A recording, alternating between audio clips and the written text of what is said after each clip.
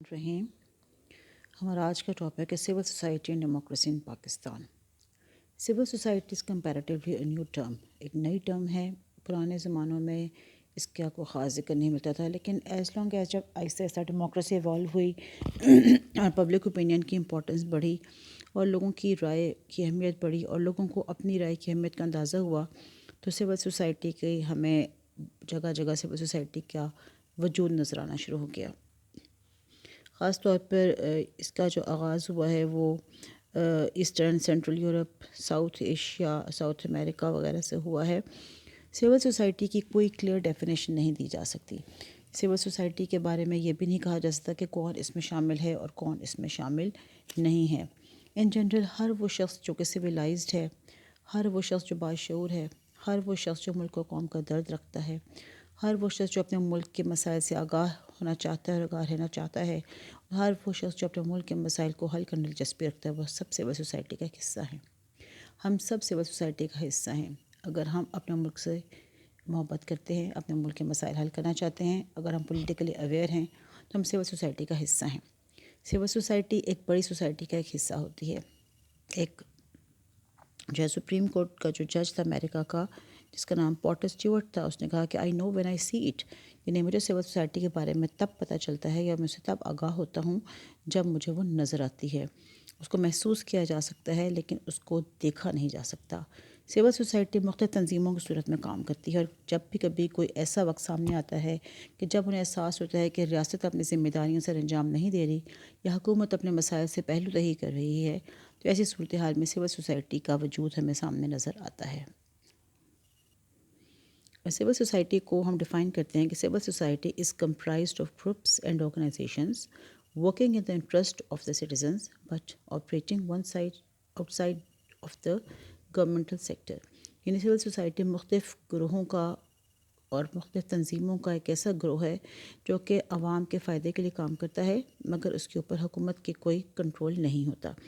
اسی طرح سے ہم کہہ سکتے ہیں کہ سول سوسائٹی جو ہے وہ انسٹیٹیوشنز، آرگنائزیشن اور انڈیویجولز کا ایک کمبینیشن ہے، جس میں جس میں فیملی شامل نہیں ہے، جو ریاست میں کام نہیں کرتی اور جو مارکیٹ میں کام نہیں کرتی۔ یعنی براڈر ٹرم میں ہم سول سوسائٹی میں انسٹیٹیوشنز، آرگنائزیشنز اور ڈفرینٹ انڈیویجولز کو شامل کر سکتے ہیں۔ سول سوسائٹی کے بارے میں کہا جا سکتا ہے کہ نمبر ایک تو یہ کہ یہ قانون کے تحت کام کرتی ہے، کبھی قانون کو اپنے ہاتھ میں نہیں لیتی ہے، اور دوسرا نمبر یہ کہ جہاں بھی ریاست اپنا کام صحیح طریقے سے نہیں کرتی یا جہاں ریاست جو ہے وہ اپنے حدود میں جو کام اس کی ذمہ داری ہے کرنا وہ نہیں کرتی، وہاں پر سول سوسائٹی جو ہے انٹرفیئر کرتی ہے۔ اور سب سے بڑی بات ہے کہ سول سوسائٹی ایک والنٹری ایسوسیشن ہے۔ والنٹری ایسوسیشن کا مطلب یہ ہے کہ کسی کو بھی اس میں شامل ہونے پر مجبور نہیں کیا جا سکتا، اور اس میں صرف وہ لوگ شامل ہوتے ہیں جو رضاکارانہ طور پر اس میں شامل ہوتے ہیں۔ سول سوسائٹی کا آغاز جو ہے 18 سینچری میں یورپ سے ہوا تھا، جب انڈسٹریلائزیشن شروع ہوئی تھی اور جب عوام کی رائے اور عوام کی اہمیت کا آہستہ آہستہ اندازہ ہونا شروع ہوا، تو اس وقت جو ہے سول سوسائٹی کا آغاز ہوا تھا۔ جیسے جیسے پبلک اوپینین امپورٹنٹ ہوئی، جیسے جیسے عوام کی رائے اہم ہوئی، ویسے ہی جو ہے وہ سول سوسائٹی کی اہمیت میں اضافہ ہونا شروع ہو گیا۔ جب لوگوں نے اپنی آپ کی اہمیت محسوس کی، جب عوام کو اندازہ ہوا کہ ہمارے بغیر کام نہیں چل سکتا، تو سول سوسائٹی جو ہے وہ منظم ہوئی۔ پاکستان میں سول سوسائٹی کا آغاز کافی دیر سے ہوا ہے۔ ابتدائی دور میں جب یہاں پر آرمی گورنمنٹس تھیں یا مارشل لاء رہے ہیں، تو اس دور میں سول سوسائٹی کا ہمیں کوئی خاص وجود نظر نہیں آتا ہے، مگر جتنی بھی احتجاجی تحریکیں ہوئی ہیں، جتنے بھی حکمران جن کے ظلم اور استبداد کے خلاف جب بھی لوگ کھڑے ہوئے تو ہمیں سول سوسائٹی نظر آئی، اگرچہ کہ تب ہمیں سول سوسائٹی کی ٹرم نہیں پتہ تھی، ہم ان کو عوام کے نام سے یاد کرتے تھے۔ اب وہ لوگ جو کہ سویلائزڈ ہیں،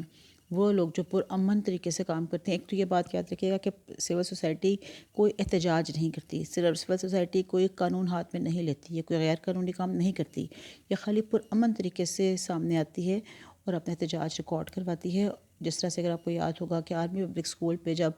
بچوں پر حملہ کیا گیا تو سول سوسائٹی کی جانب سے پھول چڑھائے گئے تھے اور خاموش مظاہرے ہوئے تھے، تو سول سوسائٹی بہت ہی خاموش طریقے سے، قانونی طریقے سے اپنا کام سر انجام دیتی ہے۔ سول سوسائٹی کا سب سے پہلی بار تب پتہ چلا جب کہ لائرز موومنٹ کے دوران جب ملک میں افتخار چودھری صاحب کو پرویز مشرف صاحب نے اپنے عہدوں سے برخاست کر دیا تھا، تو اس وقت ان کے خلاف جس احتجاجی تحریک نے جنم لیا تھا اس کا سول سوسائٹی پہ ایک حصہ تھی، اور لائرز موومنٹ کا انہوں نے پورا ساتھ دیا تھا سول سوسائٹی نے، اور یہی لائرز موومنٹ تھی، اور فرسٹ ٹائم اسی طرح سے ہمیں سول سوسائٹی کا پتہ چلا۔ اس سے پہلے ایوب خان کے خلاف تحریکوں میں اور ذوالفقار علی بھٹو صاحب کی حکومت کے خلاف جو تحریکیں ہوئی تھیں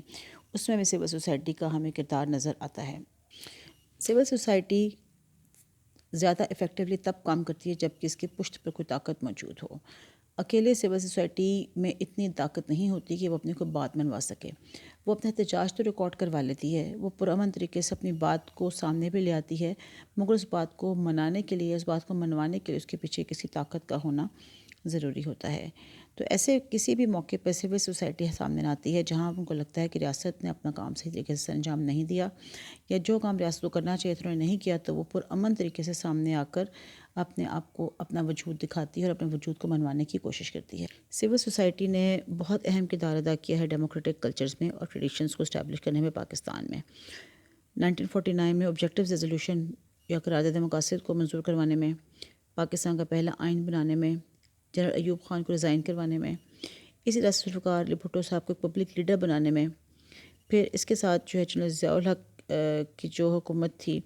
اس کے خلاف پھر مشرف صاحب کو ریزائن کرنے پر مجبور کرنے پہ، اور سب سے بڑی بات ہے کہ جو سپریم کورٹ کے ججز تھے جن کو کہ